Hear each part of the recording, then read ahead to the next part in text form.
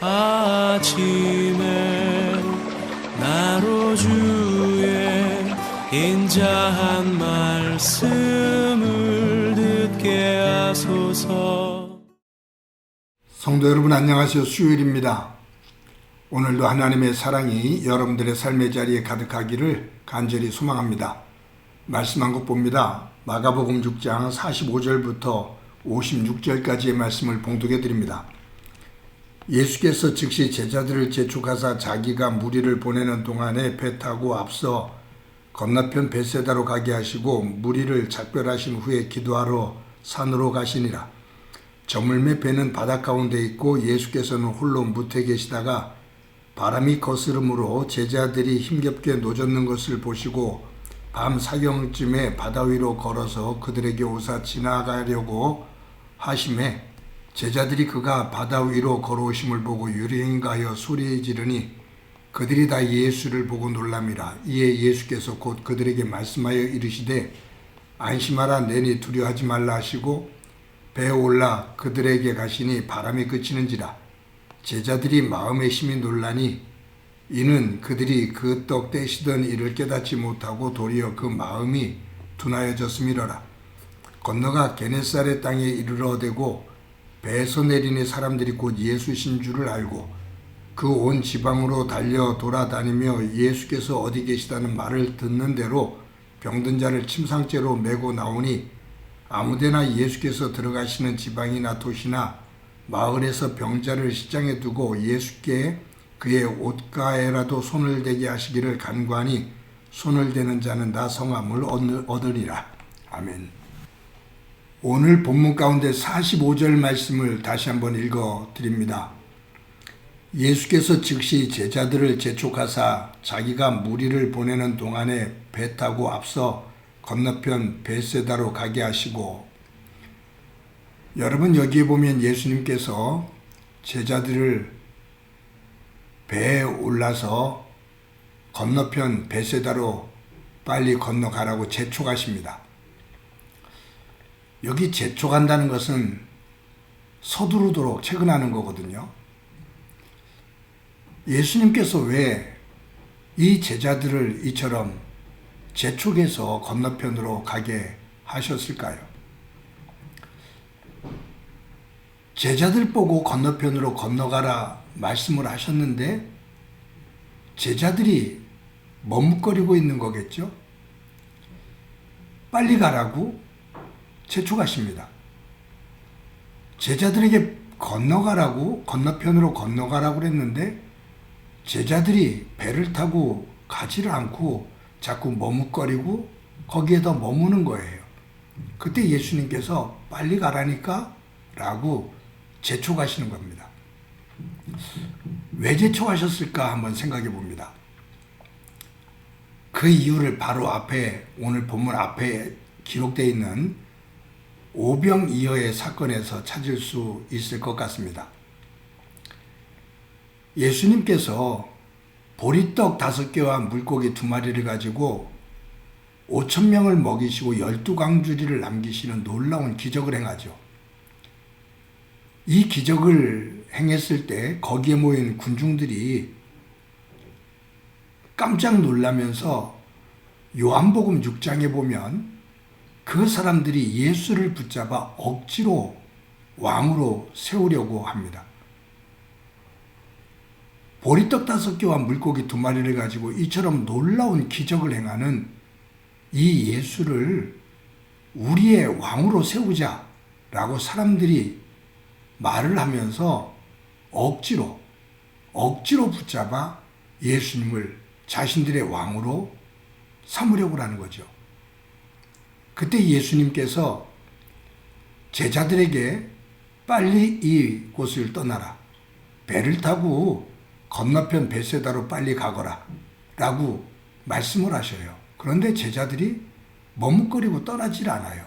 그때 예수님께서 빨리 서둘러서 가란 말이다 라고 말하면서 등을 떠밀다시피 제자들을 배에 오르게 하고 떠나게 하신 다음에 예수님을 붙잡아 억지로 왕을 세우려고 하는 그 군중들을 떠나서 예수님은 산으로 올라가십니다.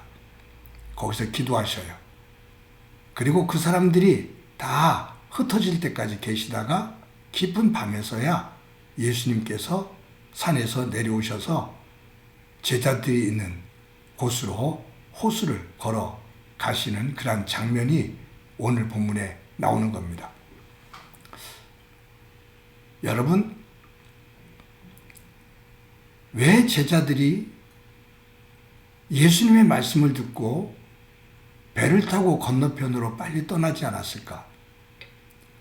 그것은 제자들이 그 오병이어의 기적을 보고 환호하면서 예수님을 왕으로 세우려고 하는 그 군중들을 보고 잔뜩 기대를 한 겁니다.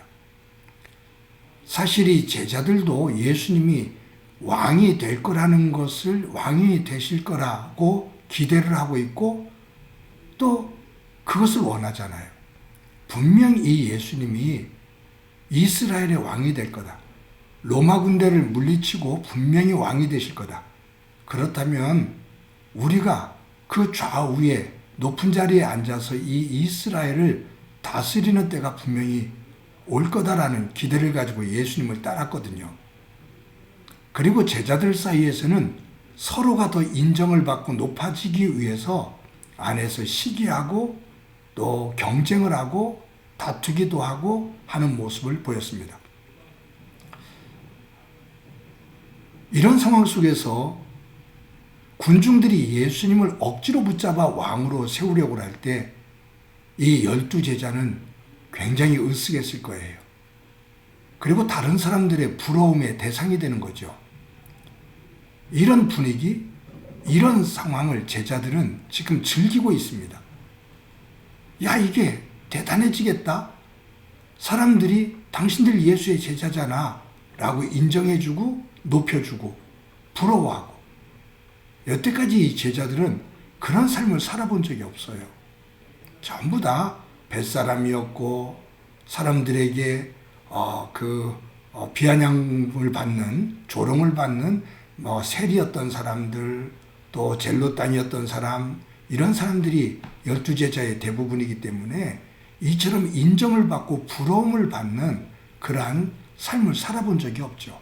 그런데 이 군중들이 예수님을 왕으로 세우려고 하고 자기들을 부러워하는 이 상황, 이러한 분위기에서 쉽게 떠나고 싶지를 않죠. 누리고 싶은 거예요. 그런 자리를 만끽하는 겁니다. 그때 예수님께서 떠나라. 이 자리는 너와 내가 머물 자리가 아니다. 떠나라 그래도 안 떠나요. 그러니까 예수님께서 재촉하셔요. 서두르란 말이다. 빨리 이곳을 떠나란 말이다. 라고 말씀하시면서 배에 태워서 억지로 보내는 거죠. 여러분, 이런 장면이 또 나오는 데가 있습니다. 성경에. 창세기 19장에 보면 아브라함의 조카 롯이 소돔과 고모라 성에 들어가 살지요. 그때 하나님께서 이 소돔과 고모라의 악함을 보고 멸망시키셔요. 근데 그 멸망시키기 직전에 천사를 보내서 이 롯과 그의 가족을 구출하려고 하시거든요. 그래서 이 성이 멸망된다? 롯에게 가족을 데리고 빨리 떠나라 그래요. 그런데 성경에 보면 롯이 가족들과 소돔과 고모라를 떠나지 않고 지체합니다. 지체하더라라고 기록되어 있어요. 지체하는 그들에게 천사가 재촉하여 이르시되, 재촉하여 이르되, 재촉했다라는 단어가 나와요. 롯과 그의 가족이 소돔과 고모라를 떠나지 않는 이유, 소돔과 고모라의 쾌락과 즐거움과 풍요로움에 미련이 있는 거죠. 떠나기가 아쉬운 거예요. 그것을 누리는 어떤 자신들의 만족감, 이런 것들에 젖어서 떠나기에 아쉬움이 있고 미련이 있어서 지체를 하는데 천사가 등을 떠밀다시피 재촉해서 떠나게 합니다. 사랑하는 성도 여러분, 저와 여러분이 믿음의 삶을 살면서 하나님께서 원하지 아니하시는데 우리가 좋아해서 그냥 주저앉아 있고 거기서 문기적거리고 지체하고 있는 그 자리, 그 상황은 혹시 없는지. 하나님께서 성령을 통해서 재촉하시면서 그 자리에서 빨리 떠나라. 그 상황에서 빨리 떠나라. 라고 우리에게 재촉하시는 그러한 자리, 그러한 상황, 그러한 감정, 그러한 관계, 이런 것은 없는지 우리 한번 이 말씀을 묵상하면서 점검해 볼 수 있기를 소망합니다. 주님께서 우리에게 재촉하시는, 떠날 것을 재촉하시는 그것이 느껴지는 곳이 있다면 머뭇거리지 말고 지체하지 말고 그 자리에서 일어나 하나님의 말씀에 순종하는 가운데 하나님의 영광된 백성으로 복되게 살아갈 수 있기를 간절히 소망합니다. 한번 기도드립니다. 하나님 감사합니다. 오늘도 귀한 하루 허락해 주신 것 감사합니다. 제자들도 아브라함의 조카 롯도 저들이 누리고 또 높임을 받고 사람들에게 인정을 받는 그 자리에 더 머물고자 지체할 때 하나님께서 그 자리를 떠나라고 재촉하시는 모습을 봅니다. 왜냐하면 그곳에 머물면 영적으로 병들고 타락하기 때문에 주께서 떠나라 재촉하셨는데 우리의 삶의 자리에 그러한 상황, 그러한 관계, 그러한 감정 이런 것들 없는지 돌아보고 주님께서 떠나라 하실 때 떠날 수 있는 믿음의 사람 되도록 은총 베풀어 주옵소서. 함께해 주시리라 믿고 예수님의 이름으로 기도드립니다. 아멘.